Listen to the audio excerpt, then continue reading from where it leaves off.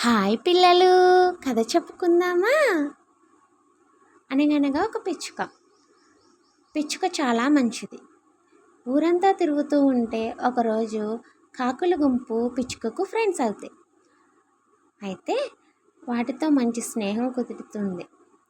పిచ్చుక వాళ్ళ అమ్మ చెప్తుంది, కాకులు మంచివి కాదు, వాటితో స్నేహం చేయకు అని. కానీ పిచ్చుక వినదు మాట. కాకులు ఒకరోజు బయటకు వెళ్తున్నాం రమ్మని పిచ్చుకని తీసుకెళ్తాయి. కాకులు ఊర్లో వాళ్ళ పొలాన్ని ధ్వంసం చేస్తాయి. అది చూసి పిచ్చుక చాలా బాధపడుతుంది. కానీ ఏమీ చేయలేని స్థితిలో అటు ఇటు గెంతుతుంది. అక్కడికి వచ్చిన రైతులను చూసి కాకులు పారిపోతాయి. కానీ ఎటెల్లాలో తెలియని స్థితిలో ఆగిపోయిన పిచ్చుక రైతులకు దొరుకుతుంది. నా తప్పేమీ లేదండి అని చెప్పినా రైతులు వినకుండా పిచ్చుకను కొడతారు.